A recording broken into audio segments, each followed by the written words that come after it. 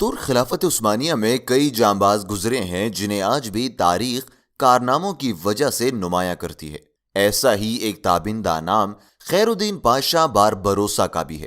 ہمارا المیہ یہ ہے کہ ہم آج اپنی شاندار تاریخ کو فراموش کر چکے ہیں۔ ہم انگریز اور یورپی لوگوں کو ان کے کارناموں کو تو جانتے ہیں، مگر اپنے مسلم جانبازوں کی تاریخ کو بھول چکے ہیں، یا ایک سوچے سمجھے منصوبے کے تحت ان شخصیات کی معلومات کو ہم سے دور کیا گیا ہے۔ باربروسا کا نام ہم نے انگریزی فلموں میں ایک بحری قزاق کے نام سے سنا ہے، مگر حقیقت میں یہ کردار اپنے وقت میں سمندروں کا بیٹا کہلاتا تھا۔ خیر الدین اپنی بہادری اور غیر معمولی ذہانت کی وجہ سے بحیرہ روم کی سمندروں میں خوف کی علامت سمجھا جاتا تھا۔ اسے باربروسا کا لقب سرخ داڑھی کی وجہ سے ملا تھا۔ جب باربروسا نے افریقی سمندروں میں اپنی کامیابی کے جھنڈے گاڑے تو ترک سلطنت نے باقاعدہ طور پر ملکی بحریہ کی کمان انہیں سونپ دی تھی۔ اسی دوران اندلس کے مسلمانوں پر عیسائی حکومت کے ظلم کا بازار گرم ہو چکا تھا۔ ناظرین، اس ویڈیو کے آخر میں آپ کو باربروس سیریز کے لیکڈ اپڈیٹس کے بارے میں بھی بتاؤں گا، لیکن مزید ڈسکس کرنے سے پہلے ویڈیو کو لائک کر دیں اور چینل کو بھی سبسکرائب کر دیں۔ ناظرین، باربروسا 1478 عیسوی میں یونانی جزیرے مڈنلی میں پیدا ہوئے۔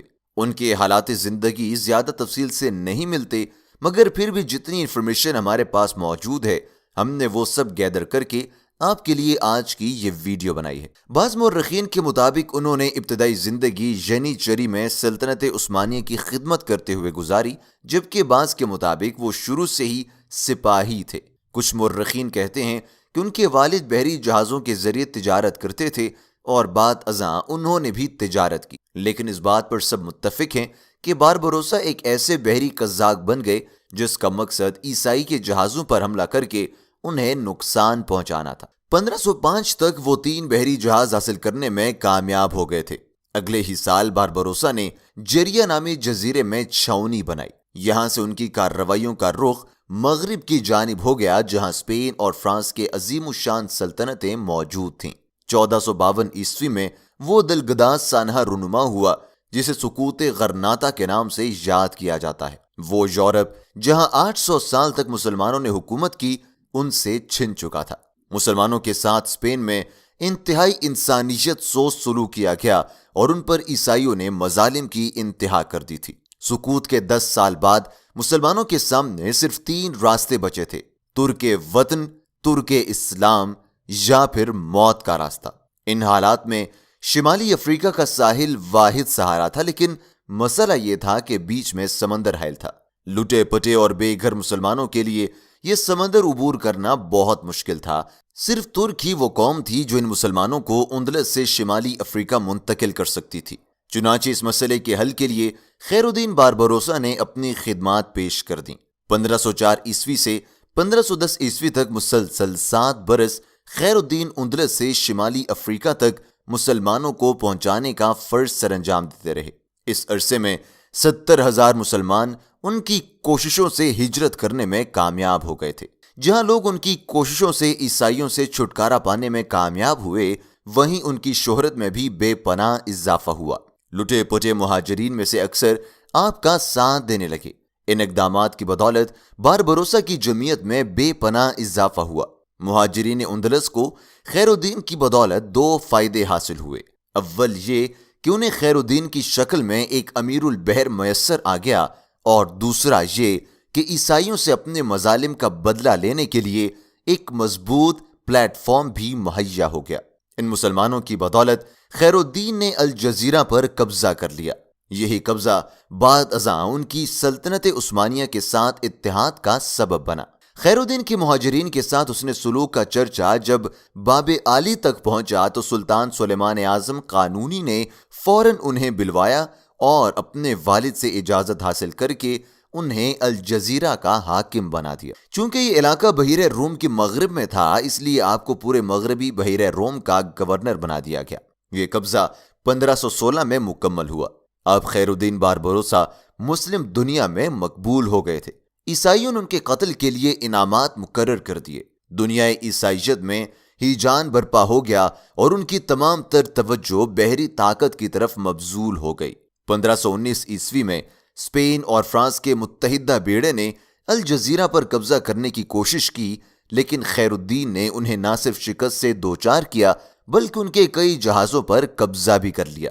ان میں سے کچھ ایسے بھی تھے جو سونا چاندی لے کر پاپائے روم کے پاس جا رہے تھے۔ کچھ عرصے بعد اہل فرانس نے دوبارہ کوشش کی، لیکن سمندر میں خیر الدین اور ان کے جانبازوں نے انہیں بدترین شکست سے دوچار کر دیا۔ اس کے بعد مالٹا کے نائٹس نے خیر الدین سے ٹکر لی، لیکن خیر الدین نے ایسی زبردست یلغار کی کہ کوئی جہاز بچ کر واپس نہ جا سکا۔ ان کا قلعہ کما کرنے کے بعد ہسپانوی چھاپہ مار دستوں کا خاتمہ ہو گیا۔ اس ذلت آمیز شکست سے اہل مالٹا پر لرزہ طاری ہو گیا، اور خیر الدین کا اچانک سمندر سے نمودار ہو کر یلغار کرنا اور پھر غائب ہو جانا اہل مالٹا کے لیے انتہائی پریشان کن تھا۔ اس جنگ میں خیر الدین نے یورپ کے سب سے بڑے اور سب سے مشہور سردار مارٹیگونن کو قید کر لیا۔ کچھ عرصے بعد خیر الدین نے الجزیرہ پر اچانک دھاوا بول دیا اور ایک اہم حصے پر قبضہ کر لیا۔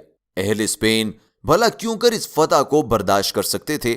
چنانچہ شاہ اسپین چارلس پنجم نے بحری بیڑے کو حملے کا حکم دے دیا۔ خیر الدین نے کمال ہنرمندی سے اس بیڑے کو بھی شکست سے دوچار کر دیا۔ کچھ عرصے تک کوئی کارروائی نہ ہوئی، لیکن پھر اچانک یورپی امیر البحر اینڈریا ڈوریا نے حملہ کیا اور خیر الدین کے بحری بیڑے کا محاصرہ کرنے کی کوشش کی، لیکن خیر الدین نے اسے شکست دے کر اسپین سے بھگا دیا تھا۔ اس فتح سے خوش ہو کر سلطان سلیمان اعظم نے انہیں قسطنطنیہ بلا لیا، جہاں ان کا شاندار استقبال کیا گیا۔ یہاں خیر الدین نے خود اپنی نگرانی میں بحری جہاز تیار کرائے اور چند ماہ آرام کے بعد کوچ کر گئے۔ عثمانی بیڑا 18 جولائی 1522 کو قسطنطنیہ سے روانہ ہوا۔ اس بیڑے میں 84 جہاز اور 10,000 سپاہی شامل تھے۔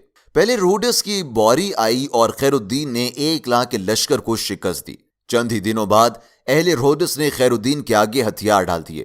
یہاں سے خیر الدین نے خلیج مسینہ کا راستہ اختیار کیا اور خطرناک مقامات سے گزرتے ہوئے ریچیو کے علاقے پر حملہ کر دیا۔ اس کے بعد فیوندی پر حملہ کیا اور اس کی اینٹ سے اینٹ بجانے کے بعد اطالیہ کی باری آئی۔ آخر کار تنگ آ کر اہل یورپ نے خیر الدین کے خلاف متحدہ محاذ بنا لیا۔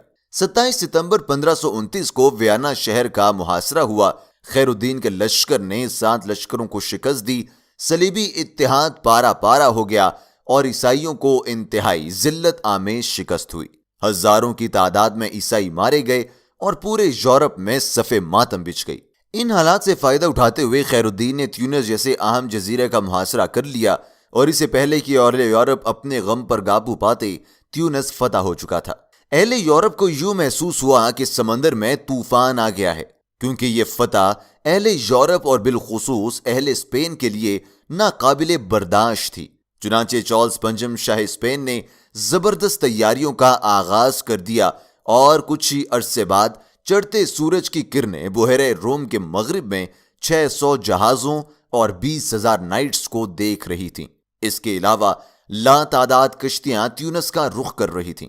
تیونس کے خلاف عیسائی اپنی پوری قوت لا چکے تھے۔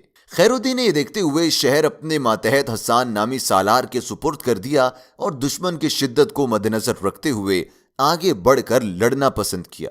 عیسائیوں نے یہ دیکھتے ہوئے اپنے لشکر کو 2 حصوں میں تقسیم کر دیا۔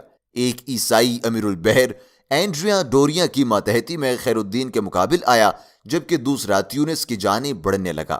یہاں حسان نامی سالار نے عیسائیوں کی قوت سے خائف ہو کر جزیرے اہل اسپین کے حوالے کر دیا۔ جب خیر الدین کو پتہ چلا تو انہوں نے اپنے مد مقابل بیڑے کو شکست دے کر تیونس کی طرف کوچ کر دیا۔ خیر الدین نے صلیبی جھنڈے لٹکا لیے اور تمام لشکر نے عیسائی لباس پہن لیا، لیکن اہل تیونس خبردار ہو گئے۔ باوجود انتہائی کوشش کے خیر الدین تیونس پر قابض نہ ہو سکے، جس کی وجہ حسان کی غداری تھی۔ اسی حالت میں انہوں نے مینار کا رخ کیا۔ اہل مینار کا ان کے لباس سے دھوکہ کھا گئے اور خیر الدین نے ہلہ بول کر عیسائیوں کو قید کر لیا۔ پھر اس علاقے کو مسکن بنا کر تیونس سے لوٹے ہوئے جہازوں پر قبضہ کر لیا۔ یہاں سے بارسلونا پیش قدمی کی اور عیسائیوں کو بہت بڑے نقصان سے دوچار کر لیا۔ ناظرین، اب بات کرتے ہیں باربروس اپڈیٹس کے بارے میں، جن میں باربروس شوٹنگ کے सीजन्स की लीड तस्वीर हैं जो कि आप स्क्रीन पर देख रहे हैं। इसके साथ साथ सुल्तान अब्दुल हमीद सीरीज में आने वाले तहसीन पाशा का किरदार अदा करने वाले बारबरोस सीरीज में भी एक हैरत अंगेज किरदार के साथ नजर आएंगे। प्यारे दोस्तों, आज के लिए सिर्फ इतना ही। आप लोगों का इस वीडियो के बारे में क्या कहना है, अपनी कीमती राय से हमें जरूर आगाह कीजिएगा। कमेंट्स कीजिए, वीडियो को लाइक कीजिए और चैनल को सब्सक्राइब कीजिए।